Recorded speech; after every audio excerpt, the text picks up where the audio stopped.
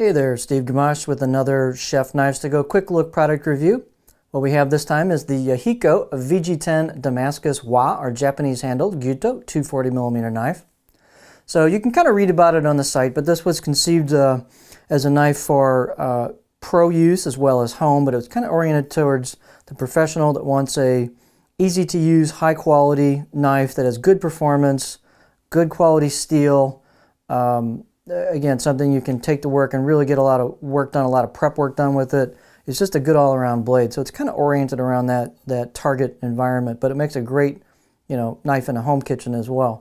The steel is VG-10 full stainless steel, which is widely used in a lot of knives. The heat treat's about 60 rock walnut core steel, so it's not overly hard, so it's a little bit forgiving.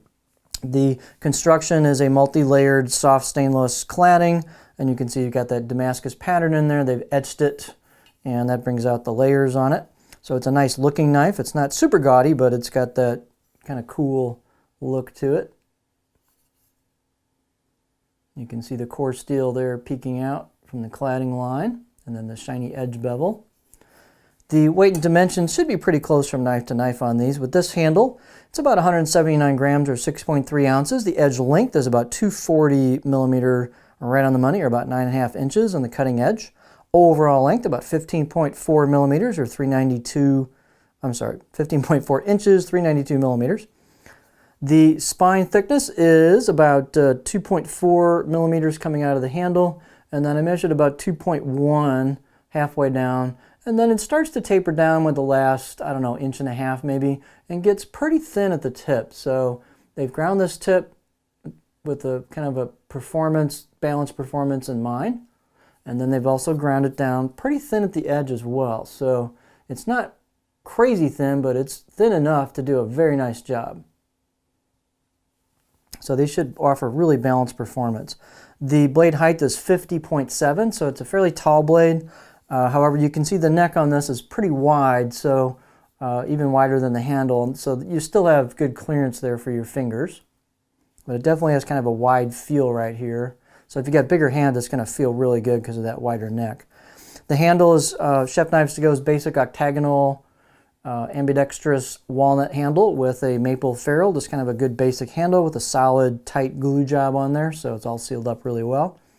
Handle circumference is about 75 millimeters where the two woods meet, about 3 inches. And it fits the blade pretty well here.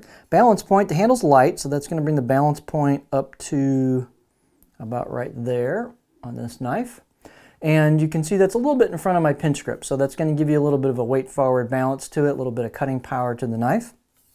The fit and finish is nicely done on these.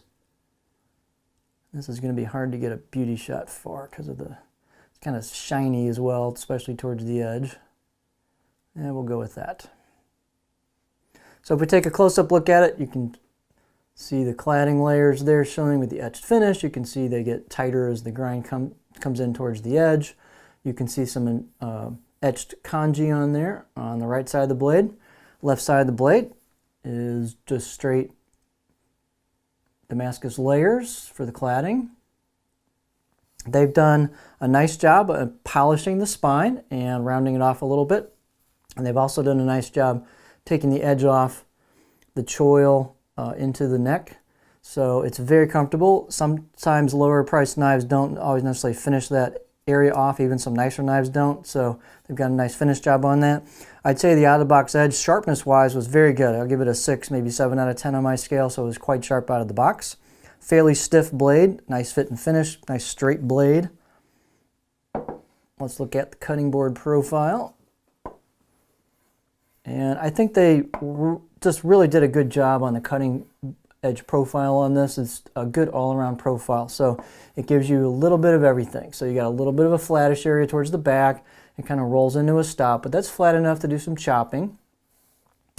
They've got a fairly low belly here, kind of a mid-centered tip on it, so it'll get fairly high, about right in there for rocking. You could tweak that a little bit with upsweeping the last couple millimeters of the tip with a sharpening session to kind of make it go higher if you wanted to do that, but it'll go pretty high. It rocks nicely. Push-pull cuts, definitely a little bit of chopping towards the back. So, they've done a lot with this profile. So it's a pretty user-friendly profile. and I think definitely would work for a lot of techniques. So it's just a nice crafted blade.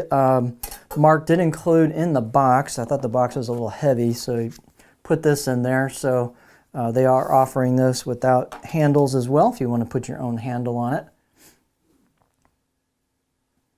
But if you've never seen a wah handle internal tang, that's what it looks like. Again, this neck is pretty wide on these. Not all knives are this wide at the neck, but there's the tang, and that's kind of what the wah-handled kind of internals look like on most knives. So you can purchase this separately and put your own handle on it, or have Chef Knives to Go install one of their custom handles on it if you would like to do so. So it's definitely a really well-crafted blade. It's part of the Chef Knives to Go 5-piece Pro knife roll set as well. So it's just a really solid knife that'll make a great prep knife and just good all-around knife in the kitchen. So this is the Yahiko VG-10 Damascus Gyuto 240mm knife.